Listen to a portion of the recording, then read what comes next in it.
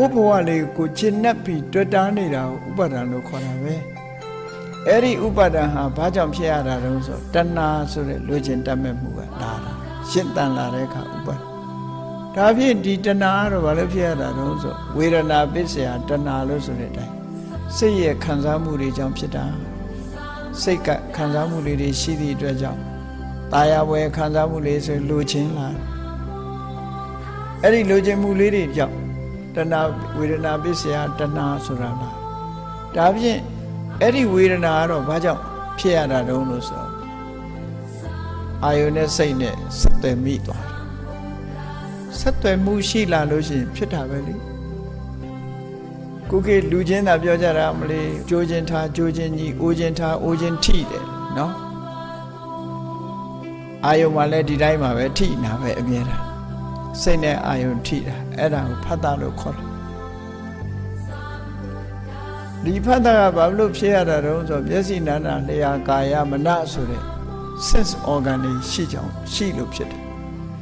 အဲ့ဒီ sense organ တွေကဘာကြောင့်ဖြစ်တာတုံးဆိုနံတရားတွေနဲ့ယုတ်တရားတွေရှိလို့နံတရားယုတ်တရားတွေကဘာကြောင့်ဖြစ်တာတုံးဆိုအတိစိတ်ပဋိသန္ဓေဆိုတဲ့ဝိညာဉ်လေးလာလို့အဲ့ဒီဝိညာဉ်လေးကဘာကြောင့်ဖြစ်ရတာတုံးဆိုသင်္ခါရပစ္စယဝိညာဏကံတရားတွေကြောင့်ဖြစ်တယ်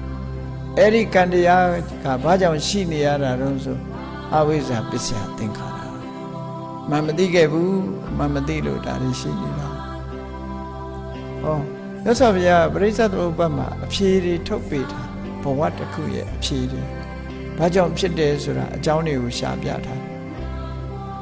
အကြောင်းတွေရှာပြတယ်လို့ solution ကိုလည်းပြထားအေး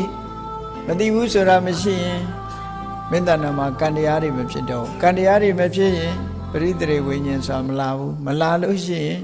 နာယုတ်တွေမဖြစ်ဘူးနာယုတ်တွေမဖြစ်လို့ရှိရင် sense organ တွေမလာဘူး sense organ တွေမရှိဘူးဆိုရင်ဖတ်တာဆိုတဲ့ contact တွေမလာဘူးဖတ်တာမလာရင်ဝေဒနာမလာဘူးဝေဒနာမလာလို့ရှိရင်တဏှာမလာဘူးတဏှာမလာရင်ဥပါဒံဆိုတာမလာဘူးဥပါဒံမလာရင်ဘဝဆိုတာမလာဘူးဘဝမရှိရင်ဇာတိမရှိဘူးဇာတိမရှိရင်ဩရဏရာသေတာမရှိဘူးဆိုဟော solution ကိုပြသွား